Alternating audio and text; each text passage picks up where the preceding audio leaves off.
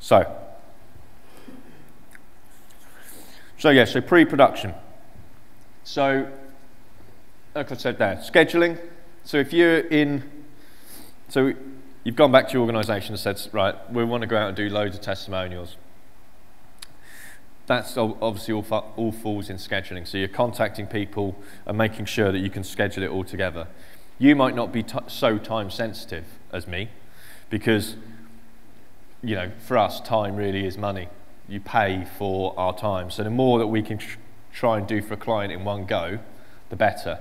If the client's like, yeah, come for an hour one day, then come another hour the next day, and then come back for another hour, we're like, well, we can, but that's going to cost you loads more unless we can shoot all 3 people in one go. So questions as well. So if you are doing an interview, so that kind of, that brighter future one, you know, it's like, right, how does it feel being homeless?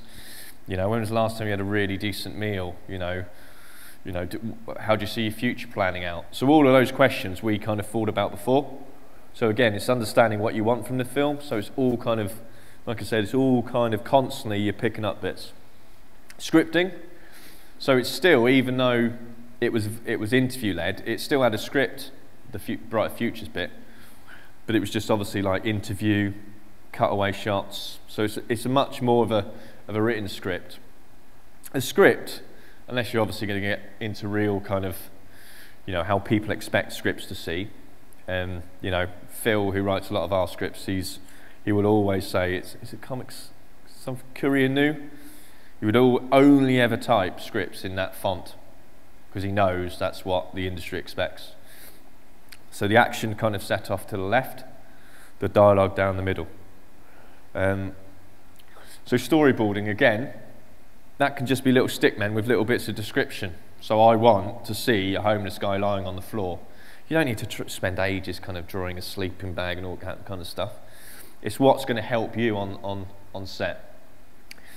So typically the storyboard is like a chart. You just like split a page into kind of 8 and literally do 1, 2, simple stuff, like stuff that obviously you will need. So again, even if you're doing an interview, just do, you know, wide, so, you know, the wide shot, so you get like the whole of the person in, and then medium and close up, so you're building up through the interview. And then location recce, so again, it's a bit of a luxury, but if you've got time to go and look at a location, it's really, really beneficial, which we'll see from when we get onto the location document. So any questions about anything in pre-production? It's pretty straightforward stuff, but anyone? No? In terms of storyboarding? Yeah? Do you do stickmen first and then get it properly drawn out, send to the client? If the client wants really good storyboards, yeah, we'll get it drawn out really well. But typically, yeah, it'd be just kind of stickmen to begin with, because sometimes the client doesn't even want to see it. It's sometimes just for us. I used to find myself doing written storyboards. Yeah. Because the client would understand it more. Yeah. Than the drawings, and I was frankly quite embarrassed by the drawings. Yeah, same as me. But yeah, it's more to obviously help you. Yeah, some clients really want to see you know, they want to see their kind of film on paper, but in effect, it's more for kind of helping you.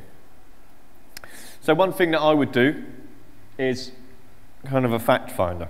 So whether I'm doing one interview or a big job, it's always to fact find and find out all the information that I need about the job.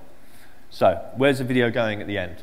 So again, that affects the style, because we talked about like LinkedIn or so if it's going on LinkedIn, you know, the style and the manner in which it's filmed is much different to kind of if it's just going on Twitter. You know, how long would you like the video to be? Who are you filming, and are they your main contacts? So that's not always the case. So you might be going off to, you know, film someone, but all you mainly got to liaise with kind of their boss or their line manager.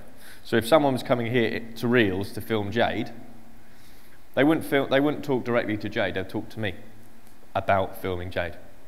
So again, it's like, who is your main point of contact, and making sure that everyone kind of understands. It's quite common sense stuff, but you'd be amazed at how many people don't actually do it, and you just turn up on the day and like people are like, well, no, you're not filming today because we've got a seminar and no one knew you were coming, so-and-so hasn't told us, and suddenly you've just wasted, you know, not only have you wasted your day, you probably look quite unprofessional.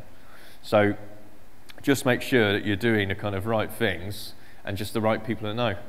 And don't worry if you're telling too many people, you know, copy people in on emails, that's always good. So, you know, talk to whoever's in charge, but copy in the person you're filming so they're constantly aware of it. Okay, so just really good communication skills. And then where's the video going to be filmed? Which I think leads us quite nicely onto the location document.